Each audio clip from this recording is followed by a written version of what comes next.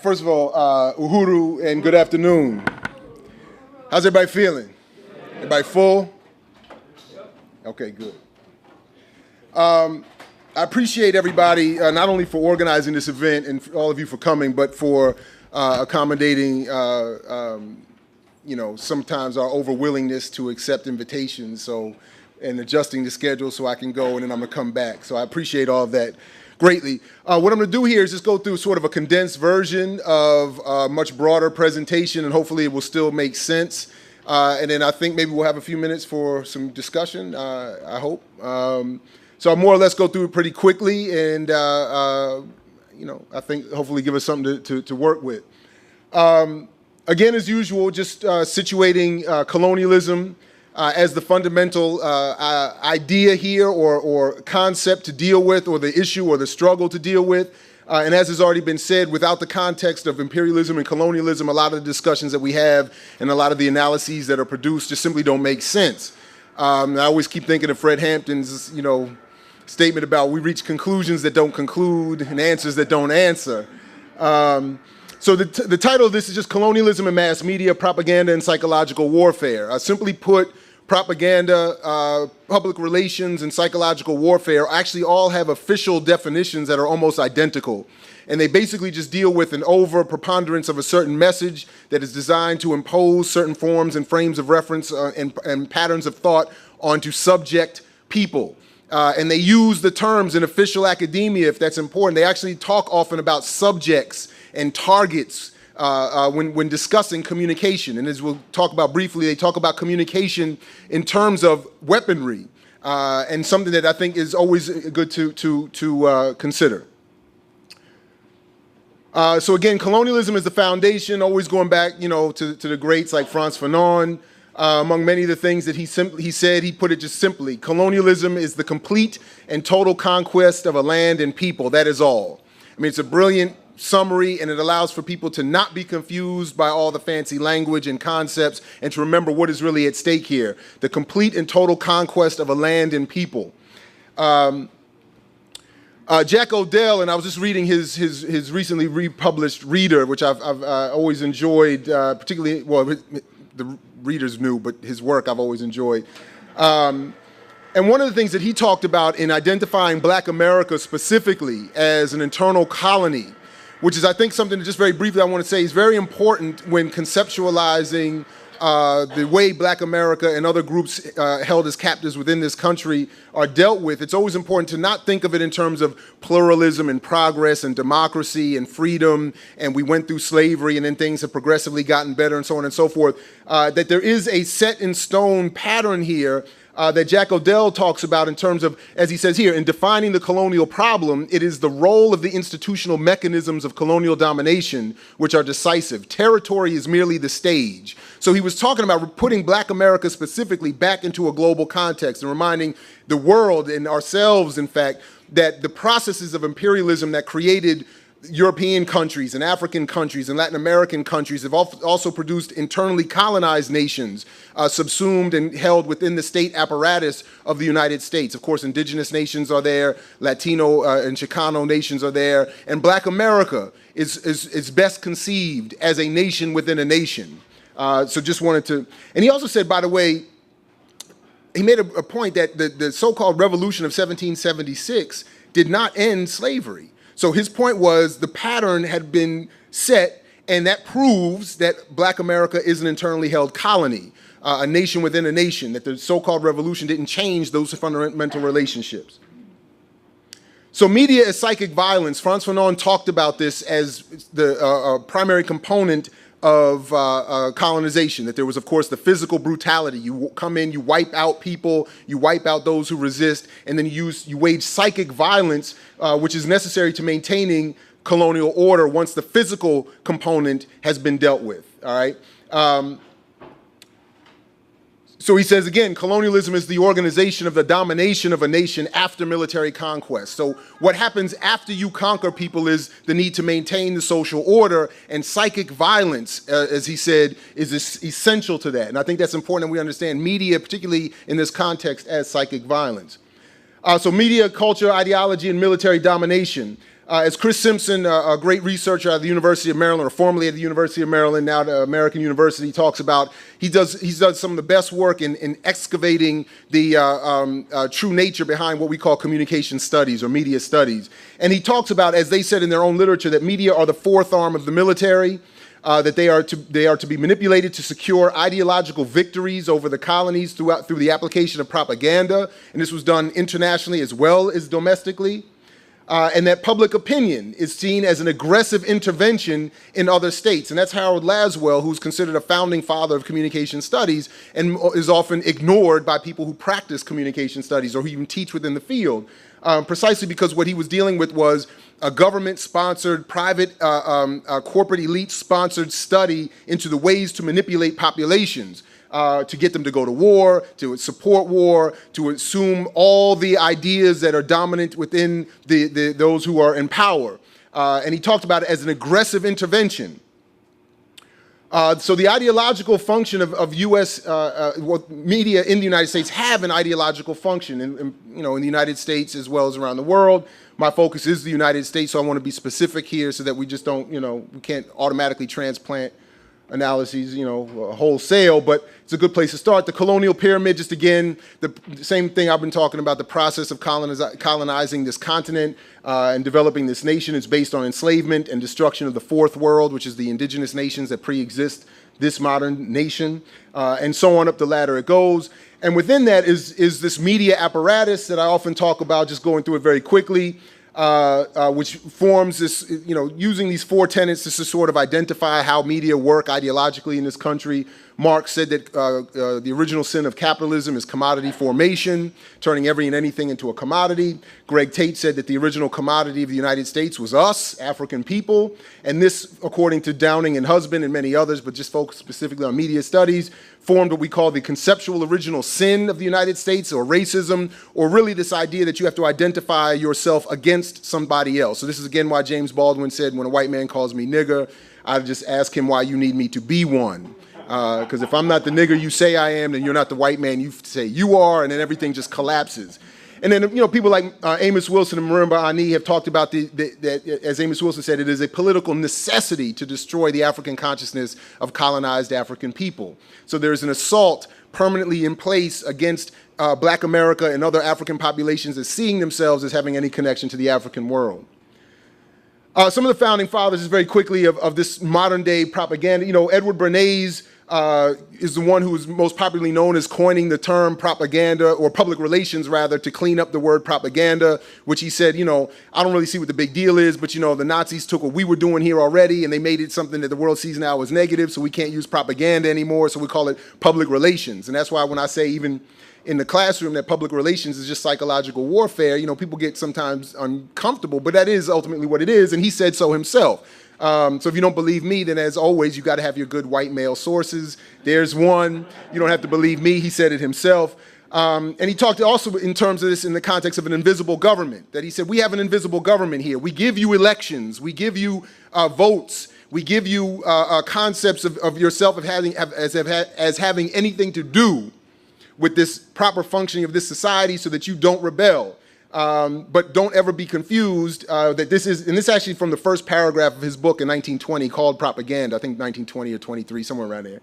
He says, like, the first line is, we have an invisible government that is run by the upper echelons of the society, and don't you all be confused as to thinking that you have anything to do with this. And as he said, we can propagandize people to go to war, and then he's also said, so we needed to develop propaganda in peacetime, which is to keep people in order, in the same levels of control that you would otherwise need a military for. Then Walter Lippmann said, in his famous book of a similar era, Public Opinion, and I only bring it up here because to get to a point that I think actually Sister Asada just spoke to rhythmically, is that public opinion is established in the society to defend to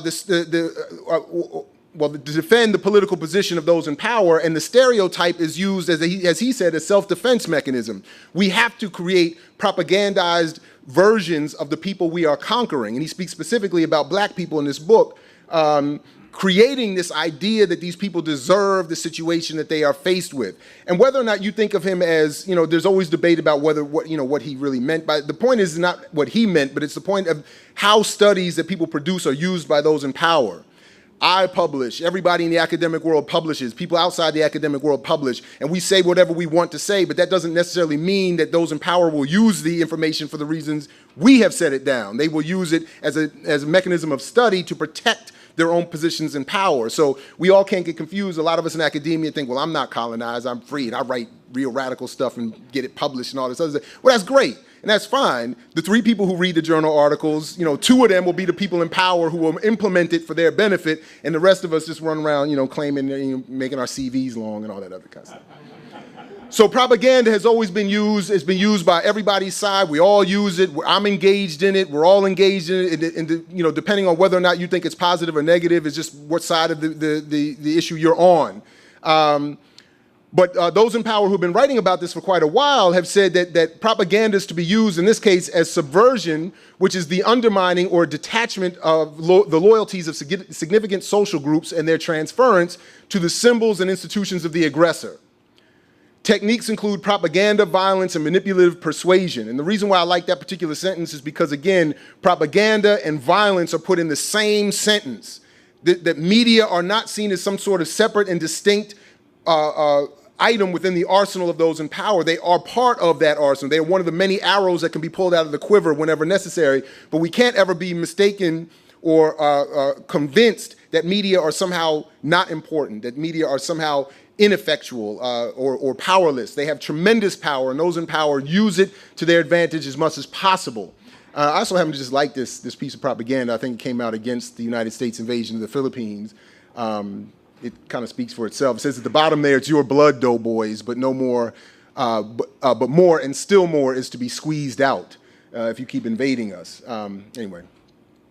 Information warfare, another term used simultaneously with psychological warfare, psychological operations, and so on. And by the way, you all saw that it just was reported that this was done to the senators in Afghanistan, right? They're still employing this. And in fact, Obama, this is another part of the presentation I didn't think to keep in, but Obama has kept Brian Whitman on as the chief military propagandist from the Bush administration. He's doing the same exact things in developing this. The message force multipliers, they're called. The paid military elite who are put on TV as consultants and experts and pundits to tell everybody why war is necessary and why war is good. And then as Theodore Adorno said, the imposition of recognition as a substitute for liking or agreement with something. DMX just said if you feed people, I think they're children, if you feed people dog stuff long enough, they'll put barbecue sauce on it. But it's the same concept that they impose in us this idea that because we recognize a message that we must then agree with it. And we don't distinguish often enough recognition from like or agreement. And that leads to, that. Right, so they just massively propagandized us. And if you read their literature about the Obama campaign, they called him, not only did he win Brand of the Year in 2008, but they talked openly about branding him. He beat Nike and Apple in 2008, and then Rahm Emanuel talked openly about we brand him and we put him everywhere. We want him everywhere, specifically so that his detractors can't keep up with all of his arguments. That was an actual strategy that they talked about. Put him on this show, in this magazine, everywhere, so that nobody's really paying attention to what he's actually saying. They just see him, and therefore they assume that they like him, and then they go and vote for him. And then after the election, they don't know where to latch on to be critical, so they just keep supporting him, and so on and so on. It's a brilliant strategy, and it works. And you ask students all the time, did you see Obama? Yeah, I saw Obama. What did he say? I don't know. It doesn't even matter. He looked good. He sounded good. Black man, brother, all this other kind of stuff. And it's like, and then, again, as we all talked about, the well-meaning white folks say, oh, but, it's so good. And don't you feel good to have a black man? And, we supported him, so therefore we're not liberals and or guilty. And it creates this really destabilizing, and that's not the stagnant, it forces stagnation on us. So that's why Black is Back is so important.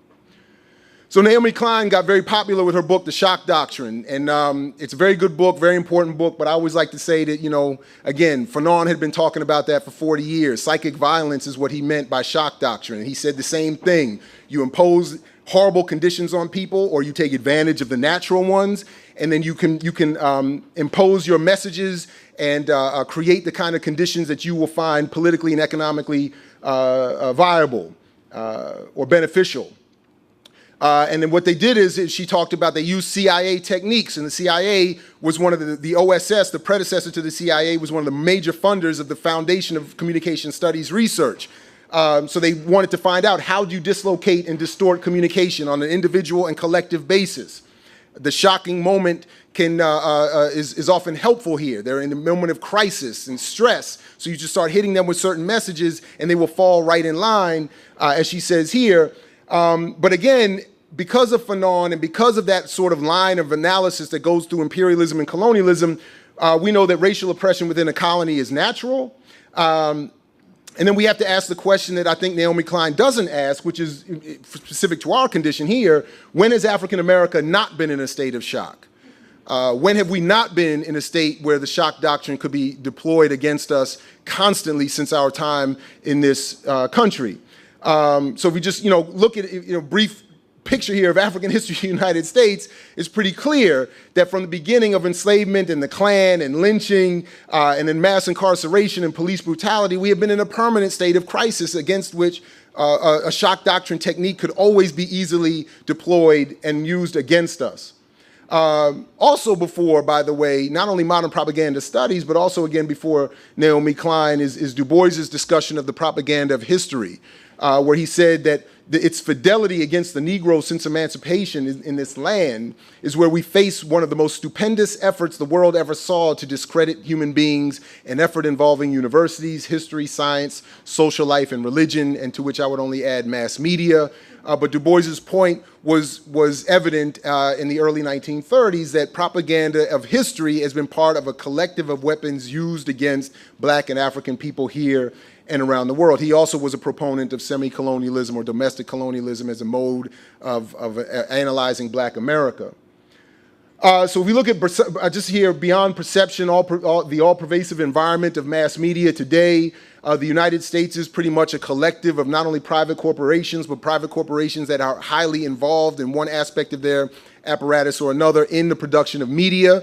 All the media that we see, read, hear, get on the internet or use the internet to get access to are controlled and owned by really just a handful of corporations, all of which have interlocking relationships, making that that community really very small.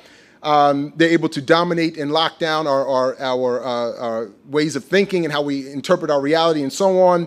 And then, as Marshall McLuhan said, they create a condition where we don't know who discovered the ocean, but he said we know it was not the fish, because an all-pervasive environment is all but undetectable. It goes beyond perception. And this is what we're dealing with here in the United States, particularly those born in the last few generations, people younger than me. They're born into a world where they're told, particularly nowadays, that we're made progress, we're advancing, we're free, everything's equal, opportunity, so on and so forth, and they don't realize the environment into which they're being raised. They don't realize the environment into which not only they're being raised, but to what extent it's being dominated by mass media, to what extent that same media is owned by a handful of people with whatever business arrangements that they do have. And just very briefly, this issue of cultural imperialism. Clifford Geertz is a very popular anthropologist, just died a couple of years ago. One of the things that he said, like many of the great, more radical scholars, was that culture is a set of control mechanisms, plans, recipes, rules, instructions for the governing of behavior. Again, to keep people in line. If you read this from the perspective of those who want to dominate, they would obviously want to be involved in cultural imperialism. And if you read the work of Zbigniew Brzezinski, aide to Obama, he said, many years ago that media, U.S. control of mass media is what will keep this country an empire far beyond, with the reach and life and longevity that far outpaces all other empires of the past, because media as a weapon is more powerful and more highly consolidated and controlled today than ever before.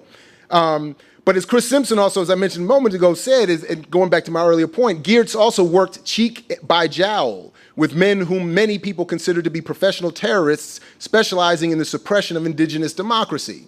So again, my point, he may have been an honest, well-meaning, good progressive white dude doing great research in his book and his the one I've read. I can't even remember the title of it now, but other articles I've read is very, very important, very informative. But the point that Simpson is making here is that you don't necessarily know who or how your research will be used. So he was working with people who, again, were considered professional terrorists in private business and government who use media to suppress indigenous democracy, and would take the work of him showing you how important culture is to a community or to even an individual, and then showing you how distorting it will allow them to be manipulated in perpetuity, almost, again, beyond perception, without perception, and like I said, almost permanently.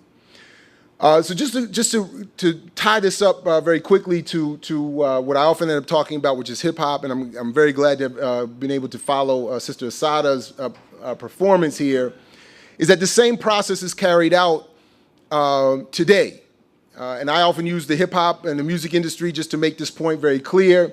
But just going through this just very quickly, this is just a model that takes those ideological tenets I mentioned a few minutes ago, and shows how they're deployed in the music industry through the ownership of the art. Once you produce a song, it's owned by one of three corporations who determine how popular it will be, or whether it will be heard at all, and against which all people like Sister Asada, who was just up here performing, must struggle against if they want to be heard.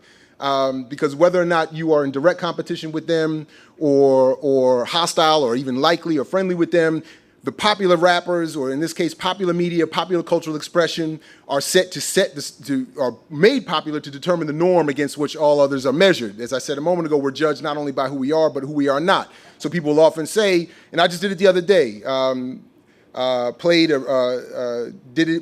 couple semesters ago, I did it the other day, but a more powerful version happened a couple semesters ago. I played a remix of a very popular song by Lil Wayne called "A Milli," which is about, whatever, millions of women, millions of drugs, millions of whatever he was doing. And I played Uno the Prophet's version, where he did a million, talking about 1 million Africans, 1 million indigenous people, hundreds of millions of people being killed and imperialized, if I could just take that big poetic license with that word, imperialized out of existence.